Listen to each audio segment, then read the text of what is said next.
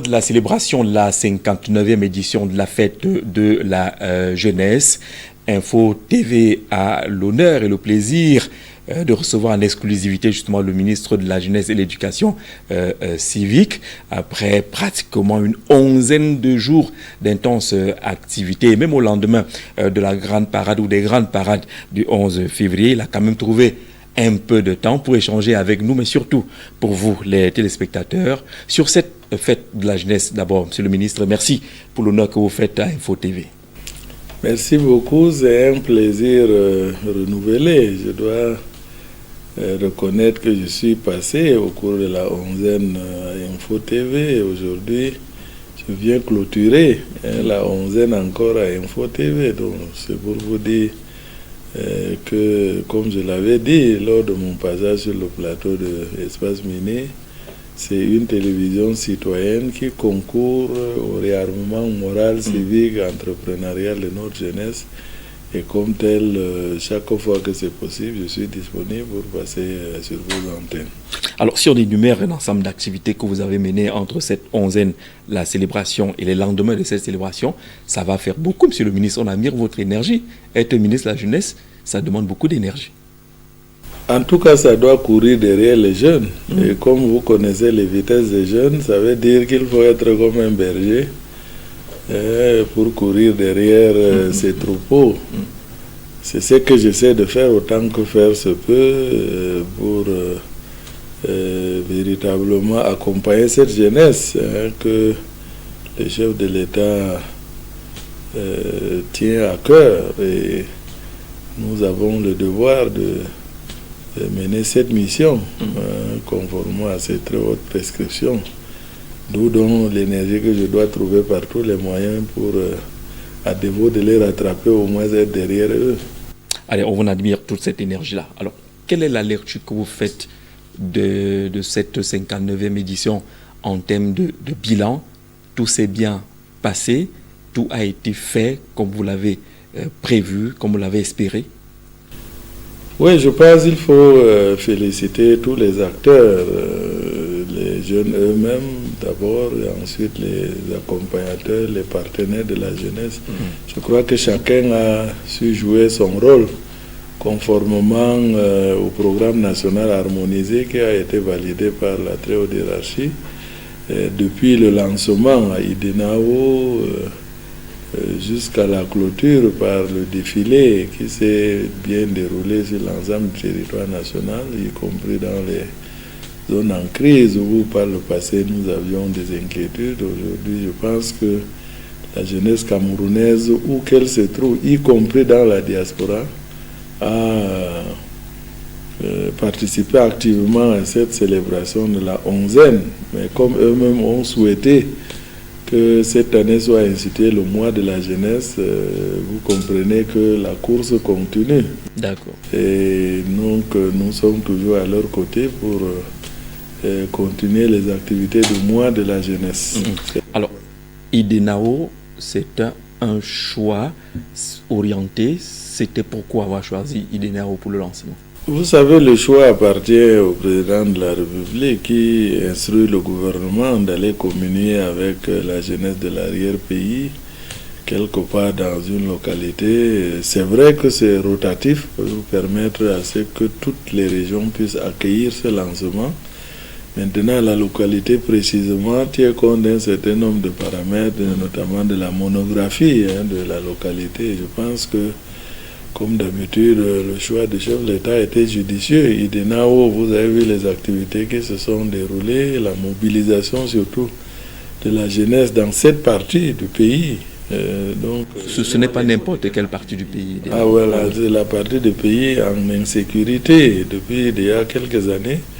Alors, cette mobilisation montrait que cette jeunesse a répondu massivement à ce choix du chef de l'État pour dire qu'ils veulent célébrer leur fête et que la paix revienne dans cette partie, nonobstant quelques-uns qui restent encore enrôlés dans les groupes extrémistes et dans la brousse. Et c'est pourquoi le chef de l'État a prescrit que, avant d'aller à ce lancement à Idenao, que nous puissions passer au centre DDR régional de Tico, rencontrer les jeunes de ces centres, des armements de mobilisation, réintégration, pour non seulement leur donner des soutiens pour leurs projets entrepreneuriaux de réinsertion, mais surtout leur passer son message de la main tendue, qu'ils portent ça vers leur père, resté encore en brousse,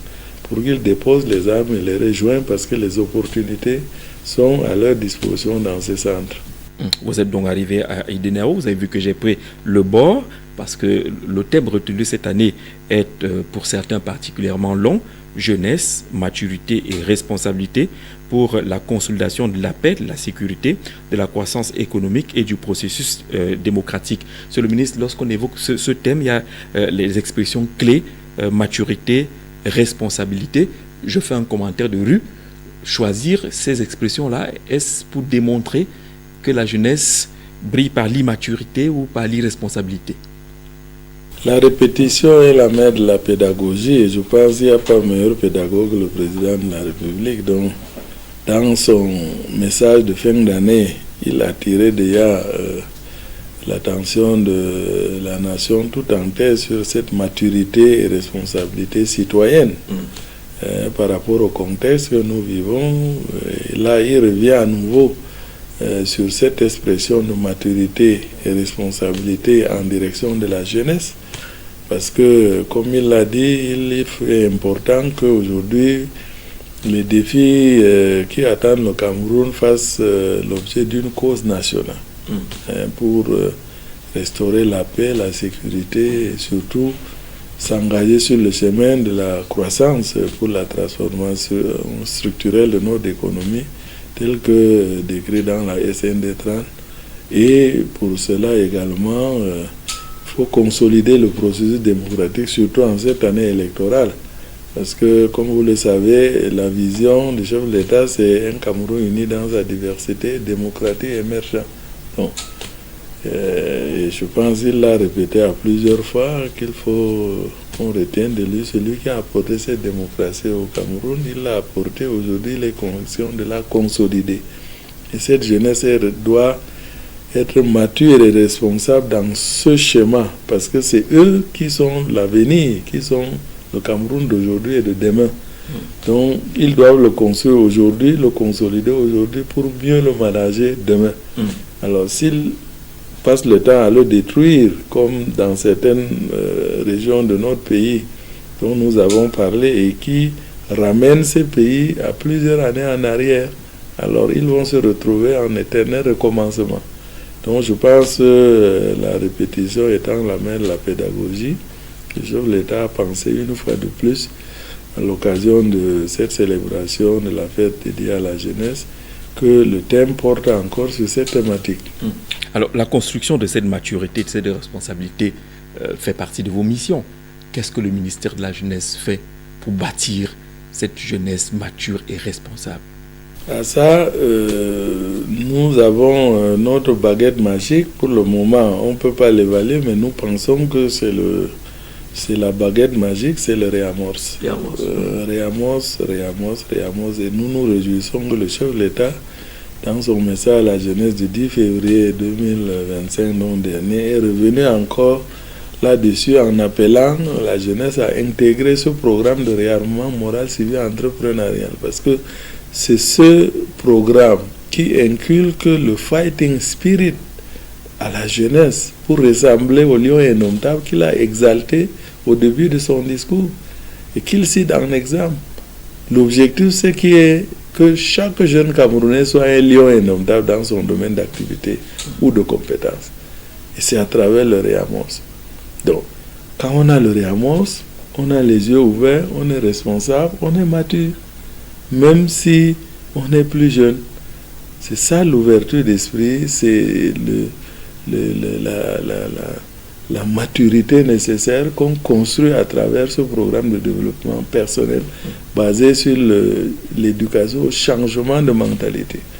Donc même une seule session de réamorce peut conduire le jeune au changement de mentalité, à la maturité, à la responsabilité.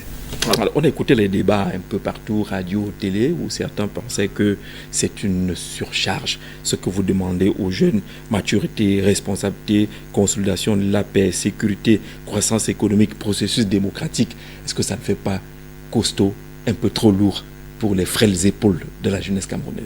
Parce qu'une fois de plus, les gens sont rentrés dans la facilité. Vous comprenez?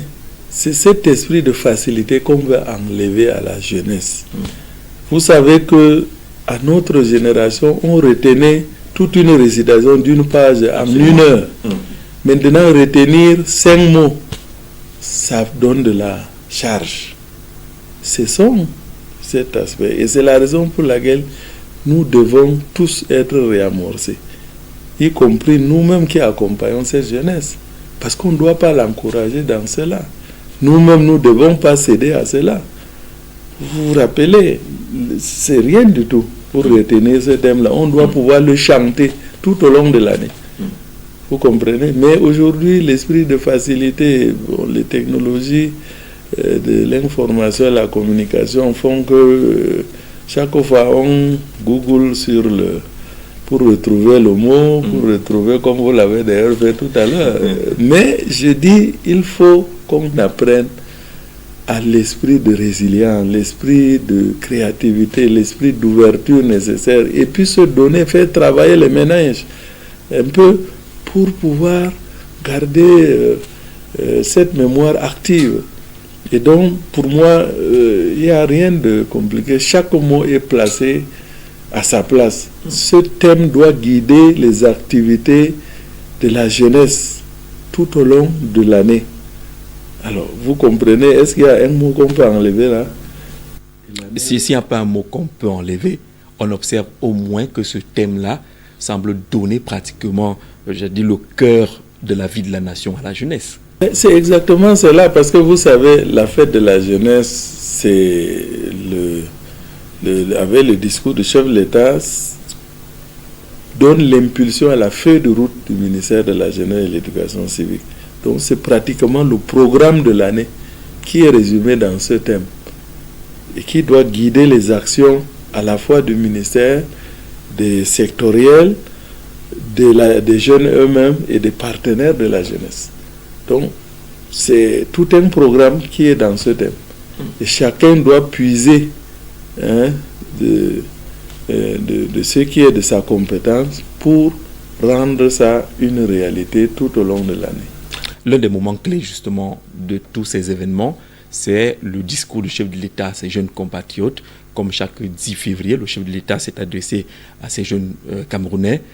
Cette fois-ci, il a parlé des lions, il a parlé de formation, d'insertion, des recrutements, mais également l'engagement, on va le dire, politique de cette jeunesse-là. Qu'est-ce qu'on peut retenir et partager, souligner à la jeunesse camerounaise après avoir écouté le chef de l'État? Tout. Parce que comme je vous ai dit, le discours du chef de l'État, c'est un programme. C'est une feuille de route qu'il trace au gouvernement, au premier rang desquels le ministère de la Jeunesse et les jeunes eux-mêmes. Donc, c'est un discours-programme qui évalue les actions menées en faveur de la jeunesse et qui donne des directives tout au moins de l'année ou des perspectives à venir. Donc, tous ces éléments sont importants. Déjà, ce discours de l'appréciation des jeunes, avec qui nous avons écouté ce discours au village jeunesse au musée national, il ressort que le président a répondu pratiquement à toutes les préoccupations des jeunes qui ont été exprimées lors de consultations élargies de la jeunesse lors de la révision de la politique nationale de la jeunesse en 2024, la fin de l'année 2024. Parce que toutes ces préoccupations de l'éducation, la formation, tous ces programmes qu'il a prescrits, les bureaux municipaux pour répondre, n'est-ce pas, de l'emploi, pour répondre à cette question de chômage qui est devenue la préoccupation numéro 1 de la jeunesse.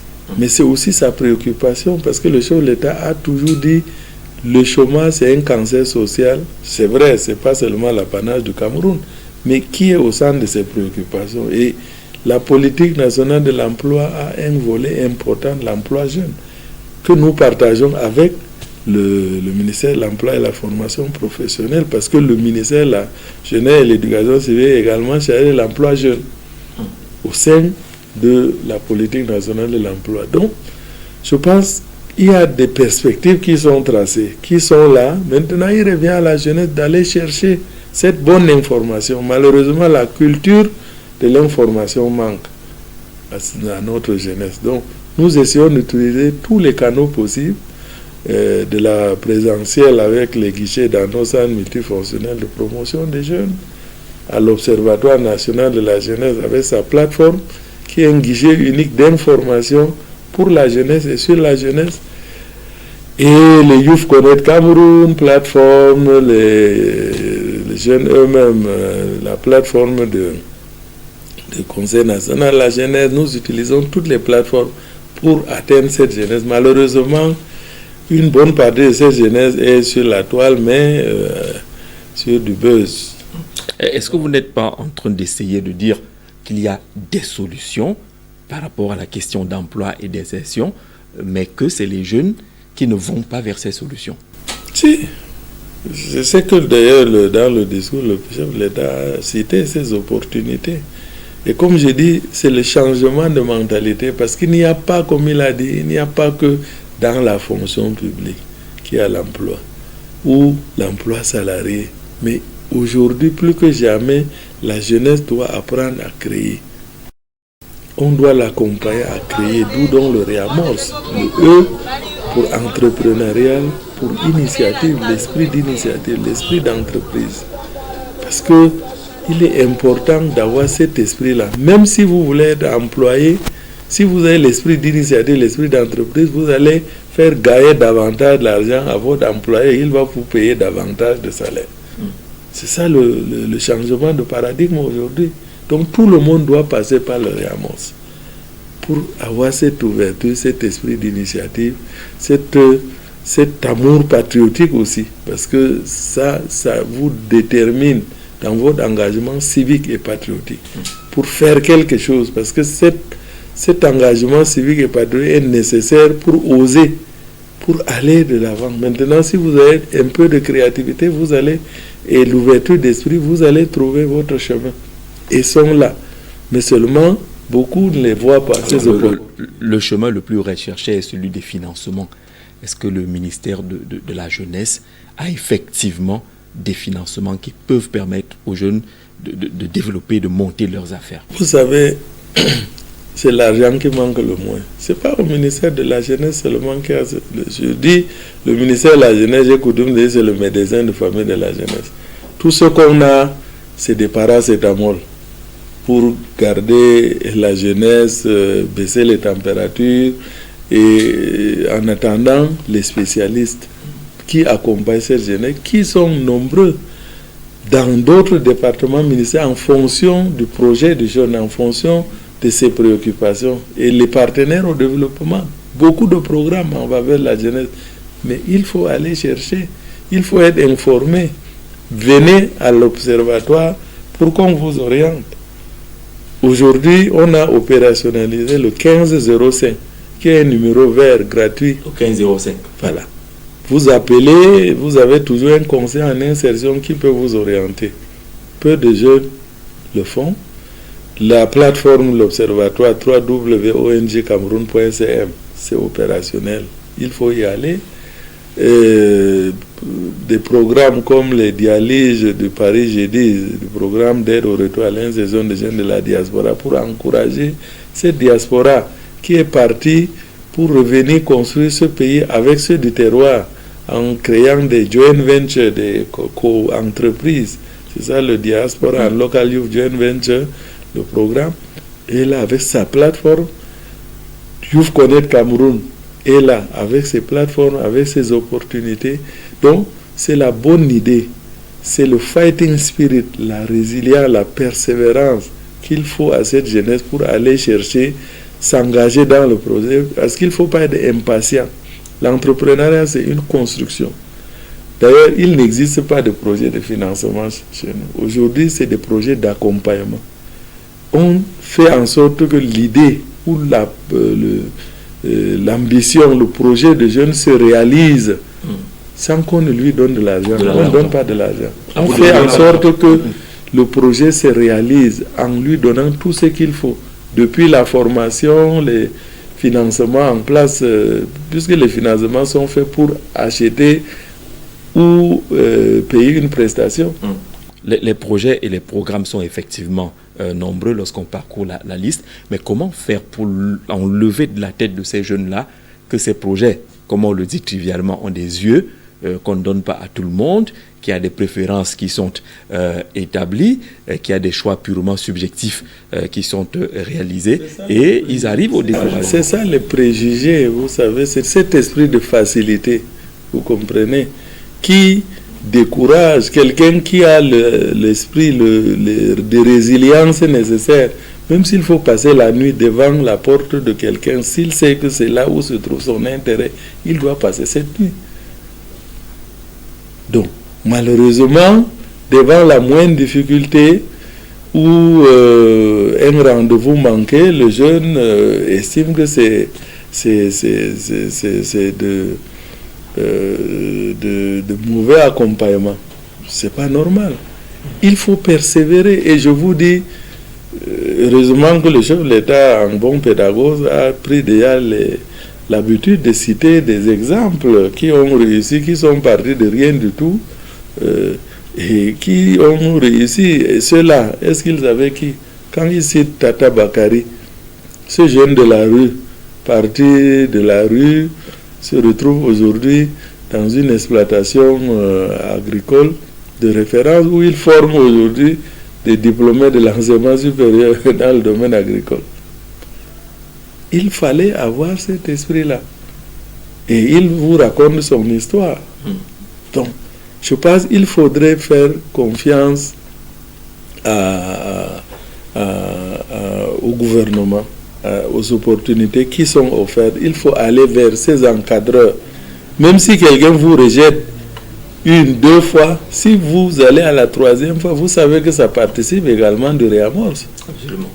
Pour savoir si la personne est motivée. Aujourd'hui, vous savez, les programmes d'insertion socio-économique des jeunes de première génération, comme les Pagéru, les Piazzi et tout ça, ont donné de les financements facilement. Eh bien, ces jeunes sont où aujourd'hui? Ils n'ont pas réussi. Donc aujourd'hui, avec le réamorce, l'objectif c'est détecter la motivation du jeune dans son projet. Il y a des jeunes aujourd'hui qui se sont enregistrés depuis peut-être 2017 ou 2016, même quoi, au moment de lancement, qui ne sont pas financés parce qu'on a détecté en eux la démotivation. C'est-à-dire que ce n'est pas un jeune qui vient pour réussir son projet, mais il vient parce qu'on lui a dit qu'il y a 102 milliards à prendre. À ce moment-là, on continue à le réamorcer, c'est-à-dire qu'à lui faire, par exemple, cette résilience-là, pour savoir s'il tient vraiment à son projet, par exemple. Alors, si, pendant que on est en train de vous faire cet exercice, vous croyez que c'est vous abandonner, bon, on comprend que, en fait, vous ne veniez pas engagé dans votre projet. Donc, il y a des tests comme ça qu'on fait, les jeunes ne le savent même pas. Donc, je profite pour donner le secret, pour dire aujourd'hui qu'il y a beaucoup de tests qu'on fait pour savoir si le jeune est engagé. Vous comprenez? Parce que le réamorce, par exemple, sa validation, c'est le volontariat. C'est-à-dire qu'il faudrait que le jeune réussisse à faire une activité de volontariat d'intérêt général, parce que c'est quand on est prêt à mettre son service, son énergie, même ses ressources, au service de sa communauté de manière désintéressée, c'est ça le volontariat. Qu'on sait que non, vous êtes vraiment réamorcé, vous êtes réarmé au plan civique et patriotique, et que vous êtes prêt à être comme un lion indomptable dans ce domaine-là pour gagner. Parce qu'il est question de gagner. Aujourd'hui, comme on dit vulgairement, la vie est un combat. Ça, il faut l'intérioriser. Il n'y a rien de facile qu'on peut avoir. Tous ces jeunes aujourd'hui, tous ces, comment on va dire, ces opérateurs économiques qui ont réussi aujourd'hui et qui sont des milliardaires, ils vous raconteront que ce n'était pas facile. C'était pas facile. Voilà. Donc, nous les utilisons comme des coachs en réamorce.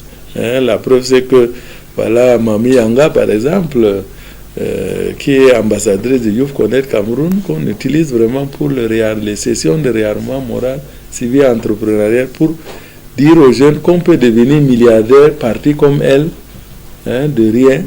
Mais il faut avoir le mindset, il faut avoir une mentalité de gagneur.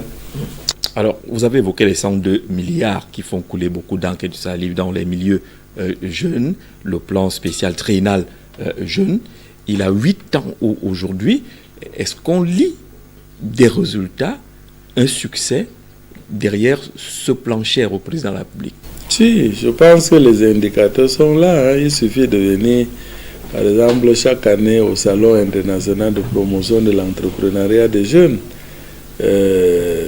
qui présente les success stories de ce plan triennal spécial jeune et des autres programmes gouvernementaux. La première année, ils étaient 300. Aujourd'hui, ils sont pratiquement 1000 qui arrivent à exposer ici à Yaoundé, des success stories avec des différents quartiers dans différents secteurs du plan triennal, l'agro-pastoral, l'économie numérique, l'artisanat, l'industrie, l'innovation technologique. Tous ces quartiers se retrouvent dans ce village, dans ce salon-là, avec vraiment des success stories, des produits made in Cameroun, qui n'ont rien à envier aux produits importés. Donc la politique d'impôt substitution, d'ailleurs, le plan triennal spécial jeune est aujourd'hui, depuis la prescription de la politique d'impôt substitution par le chef de l'État, arrimé à cette politique, donc on privilégie le financement des projets des jeunes dans les filières de l'impôt substitution. Donc je crois que ces success stories sont là, et c'est pourquoi le chef de l'État aussi, dans son discours, pour galvaniser cette jeunesse, notamment l'engager dans le secteur agro-pastoral, qui est le meilleur secteur porteur, a décidé cette année de citer des exemples qui se sont engagés dans l'agro-pastoral. Et je pense qu'il faut savoir que le faisant, il s'adresse comme ça à toutes les autres success stories qui ont réussi dans ce secteur, pour que chacun se sente comme un lion indomptable qui a été cité par le chef de l'État. Parce que jusqu'à présent, on citait les stars. Aujourd'hui, on cite les gens qui sont dans l'agriculture. Et c'est le message en direction à la fois de ceux qui ont réussi, qui sont sur le terrain, pour les encourager, pour dire qu'il est au courant, qu'ils sont là, qu'ils font la fierté du Cameroun, mais aussi encourager d'autres à rentrer à la terre. Parce que, vous savez, c'est vrai, le cas de Tony Obama a fait un peu de buzz une fois de plus, mais je crois qu'il faut que les gens comprennent. C'est un lion indomptable de ce secteur. Il est parti du premier financement du plan triennal pour avoir un centre d'incubation de référence dans la filière banane-plantain qui reçoit des visites des pays étrangers aujourd'hui, des partenaires avec le Nigeria, etc. Donc je pense qu'il ne faut pas voir seulement les lions indomptables de football qui vont jouer à l'extérieur. Lui aussi aujourd'hui c'est un lion indomptable qui joue. Il est d'ailleurs allé mobiliser des partenaires un peu partout, les Brésiliens d'ailleurs de football, parce qu'il faut s'appuyer sur le football qui est un élément mobilisateur pour peut-être engager davantage les gens dans cette filière, pour dire que c'est une filière porteuse. Aujourd'hui, le Cameroun est le premier producteur de la banane plantain.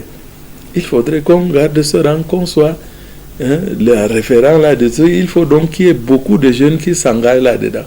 Je pense que c'est la mission que le gouvernement lui a confiée à travers son centre d'incubation, et il le fait assez bien, il coach assez bien les jeunes incubés que j'ai eu l'occasion de visiter également.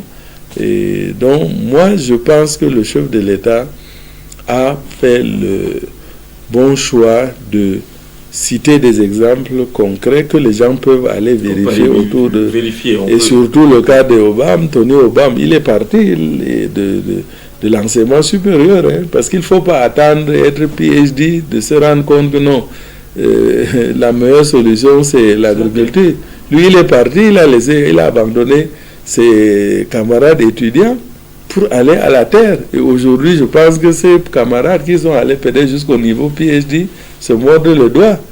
S'ils ne sont pas en train de chercher les recrutements parmi les nombres de places que le chef de l'État a ouvert pour les diplômés pour les PhD, mais seulement on ne pourra jamais recruter tout le monde. Il ne faut pas être à ce niveau avant de se rendre compte que la bonne formule était d'aller à l'agriculture. Donc voilà un peu les vérités. Je pense que le chef de l'État a bien voulu dire à ses enfants, parce que quand on est un bon père, on aime ses enfants, il faut leur dire la vérité. Et le bon chemin. Et les prévenir des illusions. Parce qu'il y en a effectivement des oiseaux de mauvaise augure qui viennent chanter autre chose. Et c'est à l'égarement, quelques années après, qu'on se rend compte qu'on a été dupé.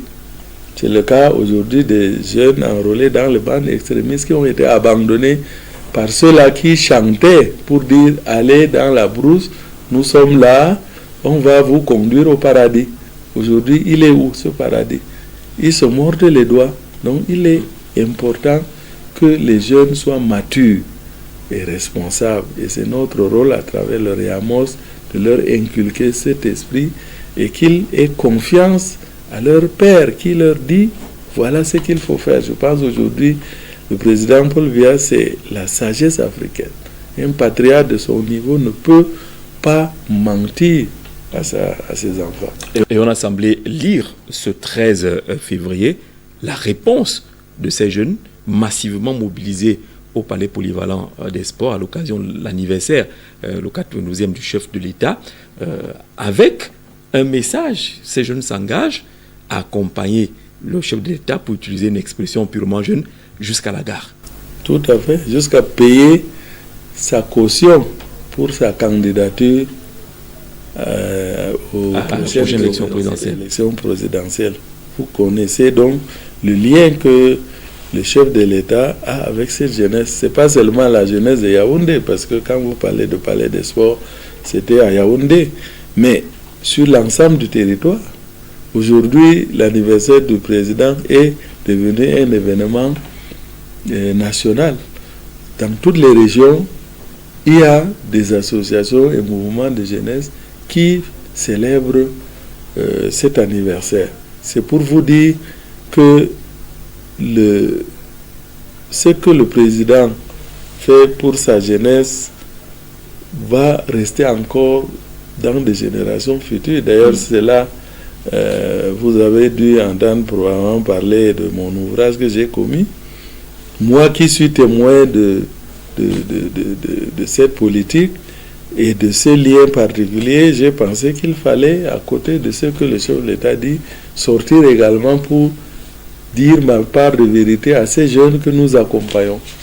Alors justement, on a sous les yeux cet ouvrage, Paul Biya et la jeunesse camerounaise, hier, aujourd'hui et demain, décryptage homothétique du quarantenat d'une politique pionnière, intemporelle, en faveur de la jeunesse. Le livre est préfacé du Dr Bidou Ngpat, le ministre des Arts et de la Culture, et postfacé par M. Adoum Garoua. Une grosse mobilisation pour un livre assez costaud, plus de 400 pages.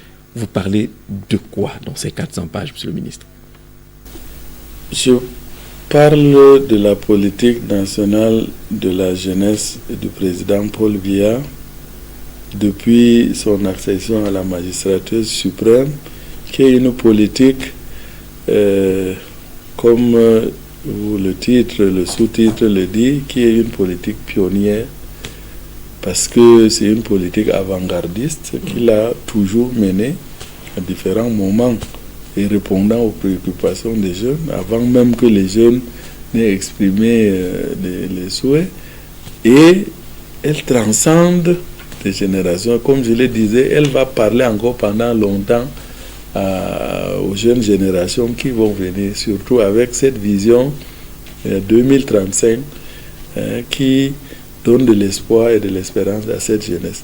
Donc, je pense que je suis un témoin privilégié de cette politique, ayant été moi-même bénéficiaire, comme jeune étudiant au Cameroun, ensuite à l'étranger, revenu s'insérer dans le milieu professionnel, privé, public, ensuite responsable de l'opérationnalisation de la politique dans le tout nouveau ministère de la jeunesse en 2004, créé en 2004, comme directeur de la promotion économique des jeunes, coordonnateur des premiers programmes émanant de cette politique, le PAGERU, le PIFMAS, et ensuite au gouvernement, aux enseignements secondaires comme secrétaire d'État, aux enseignements secondaires, ensuite j'allais à l'enseignement normal, et je reviens. Le président me pique et me ramène à ce ministère de la jeunesse et de l'éducation civique. Vous comprenez, c'est une lourde responsabilité. Et donc, au niveau stratégique, où je dois cette fois opérationnaliser cette politique, cette vision. Vous comprenez, c'est donc fort de tout cela que j'estimais ne plus garder, que le moment était venu pour ne plus garder cette connaissance par devers moi. Parce qu'il faut rappeler quand même que tous ces outils qui sont là, et parce que c'est costaud, c'est beaucoup de livres que j'avais, ou beaucoup de productions que j'ai commencé à produire depuis quand j'étais donc au tout nouveau ministère de la jeunesse, quand je sentais les difficultés, par exemple, d'information de la jeunesse, ou les difficultés des collaborateurs, des cadres à maîtriser certains termes de référents, l'élaboration des termes de référents de certains programmes, projets, aller chercher les discours du chef de l'État, ou encore des programmes, l'état des lieux dans certains, dans le milieu de la jeunesse. Bon, ça m'a mené à dire, mais il faudrait produire des documents pour faciliter l'exploitation par les collaborateurs, ou donner la bonne information aux jeunes, etc. Et donc, je pense que c'est l'ensemble de ces écrits que j'ai finalement décidé de publier, parce qu'en fait, je voulais le publier depuis 2000. Justement, on voulait vous demander pourquoi maintenant. Est-ce que ce n'est pas quand même assez tard? Oui, c'est parce que en fait, c'est un document que je préparais. Je me disais, c'est de sorte de mémoire. Peut-être que j'allais publier après avoir terminé toute la carrière dans ce ministère, etc. Mais vous connaissez le contexte. Ces derniers temps, surtout la fin de l'année, après le discours du chef de l'État, certains esprits chagrins, comme il le disait dans son message du 10 février, ont commencé à dire des affirmations très choquantes pour dire rien n'est fait pour la jeunesse, pour son autonomisation, pour son insertion. C'est le discours ambiant. C'est le discours ambiant au niveau des formations politiques de l'opposition. Et moi qui ai donc ces éléments-là, ces vérités, est-ce que je dois les garder? Ce serait incivique, ce serait irresponsable, ce serait pas patriotique. C'est la raison pour laquelle j'ai pris ma responsabilité civique et patriotique de dire non. Je dois donc mettre ces éléments-là à la disposition du grand public pour que même ceux qui veulent critiquer, qu'ils critiquent sur des faits. Parce qu'en plus, quand je vois les débats sur vos médias, les débats de dimanche, comme on les appelle, ça m'écoeure. Parce qu'il y a des gens qui parlent des choses qu'ils ne maîtrisent pas, qu'ils n'ont même pas vues. Ils critiquent des éléments qu'ils n'ont pas vus. Donc, c'est l'occasion pour moi de dire, je mets ça à la disposition de tout le public, des jeunes en particulier, pour ne pas qu'ils se laissent endoctriner, radicaliser sur des fausses informations. Parce que dire que rien n'est fait pour la jeunesse, à force de répéter ça aux jeunes, certains, même ceux qui croyaient, commencent à douter. Et c'est la raison pour laquelle je dis, j'ai ma responsabilité en tant que témoin encore de ce secteur pour lequel le chef de l'État m'a fait confiance. Non, je dois dire aussi ma part de vérité, comme le chef de l'État l'a dit dans son message, en disant, il s'adresse aux jeunes de ne pas se laisser distraire, de se concentrer sur les opportunités qui sont là. Et moi, je viens donc en montrant ces opportunités qui sont là, qui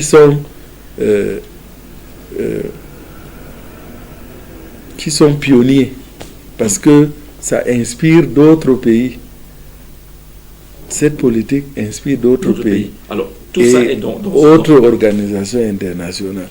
En plus, quand vous entrez là-dedans, si vous déblayez ça bien, vous ne pouvez que sortir avec un sentiment d'espoir. Que ce pays, le président l'a préparé pour un avenir radieux pour sa jeunesse. Donc, il ne faudrait donc pas désespérer. Il ne faudrait donc pas, devant une difficulté, rentrer dans le désespoir ou tout détruire et rentrer en arrière, comme je le disais tantôt, pour les crises, par exemple, qui ont ramené certaines régions aujourd'hui des années en arrière.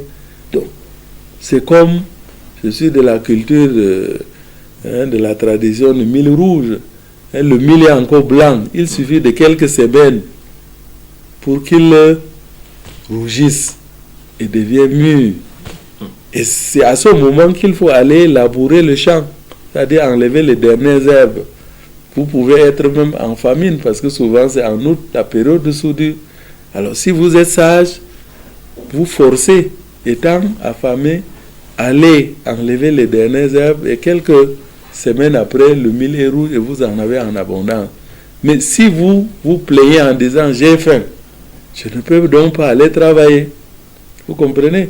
Vous laissez votre champ, les mauvaises herbes vont faire en sorte que ce mil ne va jamais rougir, ne va jamais mûrir. Et vous aurez toujours cette faim-là, et peut-être même encore davantage. Donc, c'est la sagesse qu'il faudrait que les jeunes suivent. Et c'est ce que le chef de l'État essaie de leur dire. C'est que nous, qui sommes en charge de cette politique, nous leur disons en toute sincérité, pour dire, mettez-vous au travail, le carnaval, le cadre est là, les opportunités sont là, mais rien n'est facile, il faut s'y engager. Alors cette jeunesse-là, vous avez tout mis dans le livre, mais la jeunesse, vous avez parlé des success stories, souvent exposées du côté du musée national, mais la jeunesse veut voir, elle veut toucher. Ces success stories sont osées dans ce livre. Donc s'ils veulent le voir, ils peuvent oser. Est-ce que le livre est accessible ce travail, comment est-ce qu'il va toucher la cible qui est jeune, qui souffre déjà, qui dit ne pas avoir des moyens? C'est ce langage qu'il ne faut pas tenir aux jeunes. Qui souffre? Non. Vous savez, quelqu'un, si vous avez le foie été inspiré, vous pouvez avoir faim. Mais faire l'effort pour que vous n'ayez plus faim. C'est ça qu'il s'agit. Parce que si vous restez là en disant je souffre, je ne peux rien, alors rien ne va arriver.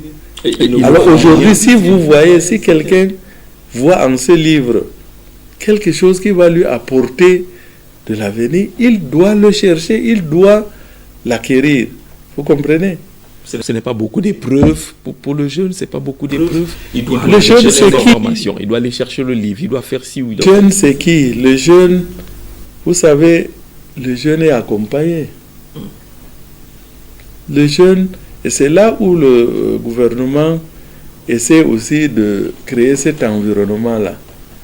Quand le chef de l'État a accepté qu'on lance l'initiative Youth Connect Cameroun, cette initiative africaine vise à appeler l'attention de tous les acteurs qu'ils ont une responsabilité vis-à-vis de la jeunesse, parce que c'est la jeunesse de la nation.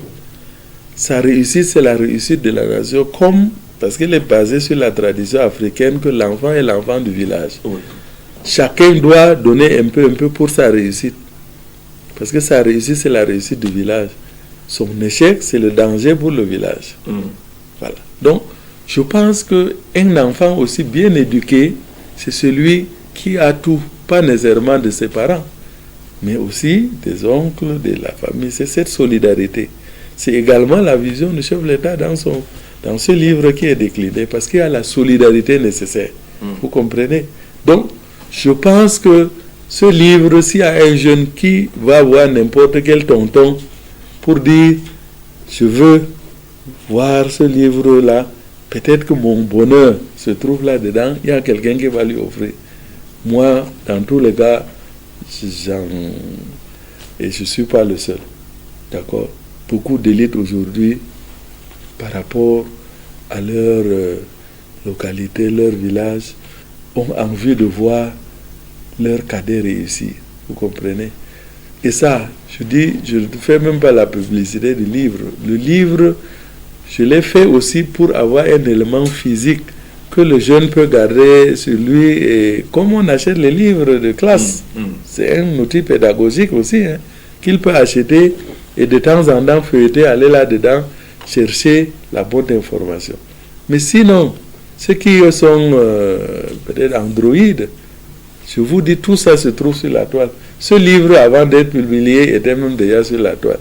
Ceux qui sont même très futés vont se rendre compte que beaucoup de parties de cet ouvrage étaient déjà sur certains de mes sites.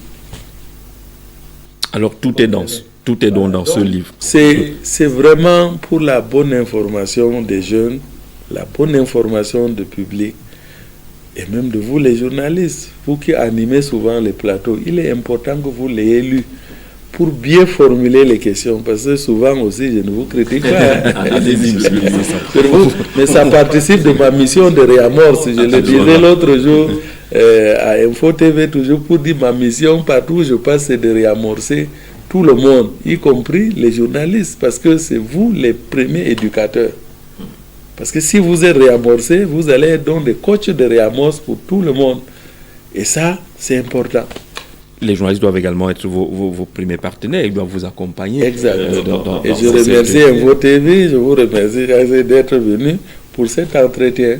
Et on parlait justement d'accessibilité. Est-ce qu'on va le trouver partout? Est-ce que le jeune qui est à Giziga pourra avoir accès à ce livre, par exemple? Celui qui est à Doumentan, il pourra l'avoir? Il n'y a aucun problème. Vous savez que le ministère de la Jeunesse, comme j'ai dit, je veux profiter d'une caravane en tant que ministre de la Jeunesse. Je devais conduire une caravane d'information sur les initiatives gouvernementales dans toutes les régions. Je vais à l'occasion profiter pour le dédicacer, mais aussi le mettre à disposition dans nos centres multifonctionnels de promotion des jeunes. Vous savez que les centres multifonctionnels de promotion des jeunes sont aujourd'hui 444, hein, ça veut dire qu'il y a au moins un par commune. Sinon, il y en a dans des gros villages et quartiers.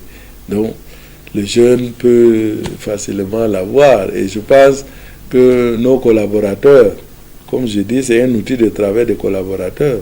Il y en a probablement qui vont l'acquérir et vont l'avoir. Le jeune peut même venir emprunter, juste pour aller consulter. Et parce qu'il faut développer les habitudes qui ont porté fruit. Vous savez, nous, notre génération déjà, avions fréquenté 100 livres, beaucoup de livres. Nous, on partait, dès qu'on avait un seul livre, on se le partageait. Vous comprenez? Chacun le prend 2 heures, l'autre 1 heure, etc. Moi, jusqu'en classe de terminale, je peux vous dire, je n'ai pas eu de livres à moi proprement parler. J'exploitais des livres en groupe, dans les groupes d'études, etc., pour essayer de m'en sortir. Vous comprenez? Ça ne m'a pas empêché. Pour avoir ce livre-là, il va falloir se mettre ensemble pour l'acquérir. Il coûte combien, monsieur le ministre?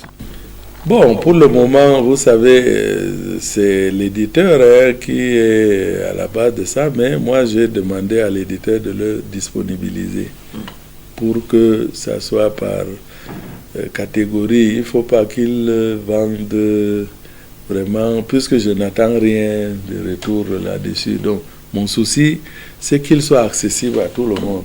Autant il peut vendre à un DG ou à un journaliste chevronné comme vous à un prix, il faudrait que le jeune, comme vous l'avez dit, de Macari puisse l'acquérir vraiment au prix comptant. Et ça, je pense, il m'a dit, c'est en fonction du tirage. Donc, pour le moment, le premier tirage qui a été fait pour la dédicace et tout ça ne permet pas de le mettre à la dimension. Mais je pense qu'il y a un tirage qui va le démocratiser. Merci, monsieur le ministre. Pour sortir de cet entretien, 1 ou 2 mots visibles au Cameroun, où on note encore beaucoup de cas de défiance de la jeunesse sous plusieurs formes, ces cas de déviance-là. Est-ce que dans votre bilan, vous ne dites pas qu'il faut peut-être réorienter, refaire quelque chose?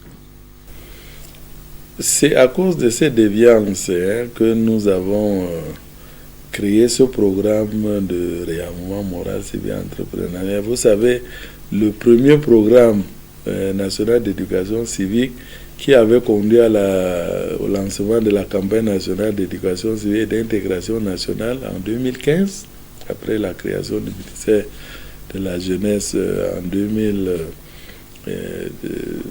En fait, l'organigramme, c'est 2011, mais l'organigramme est sorti en 2012 avec le colloque sur l'éducation civique qui a lieu en 2013. Donc, ce premier programme qui est sorti, à l'évaluation en 2021, on s'est rendu compte que si on allait dans ce sens, on n'allait pas faire face à toutes ces préoccupations de déviance et de l'incivisme, de l'extrémisme violent et de niveau de, comme le chef de l'État dit souvent, la baisse de niveau de moralité publique dans tous les secteurs. C'est la raison pour laquelle nous avons donc, après évaluation, refondé ce programme, révisé avec une nouvelle approche, comme je vous dis, basée sur le mindset education, basée sur l'éducation au changement de mentalité que nous avons importé du modèle coréen. Parce qu'il faut savoir que la Corée du Sud était au même niveau de développement que le Cameroun dans les années 60, mais grâce à leur mentalité, à leur mindset education, ils sont aujourd'hui la 10e puissance mondiale. Donc, et ça, ils ont construit. Et leur modèle d'éducation est basé sur le principe simple que tout est possible à l'homme. Or, vous connaissez notre slogan camerounais du continent. L'impossible n'est pas camerounais. Alors, si nous réussissons à intérioriser cette éducation, que l'impossible n'est pas camerounais, que chacun se dit tout est possible pour lui, que l'impossible ne lui est pas imputable, alors il va réussir, tout le monde va réussir, et chacun sera, comme nous avons dit, comme c'est le slogan de Lion Indomptable, chacun sera un lion indomptable dans son domaine d'activité ou de compétence, et l'émergence du Cameroun est assurée, la relève est assurée.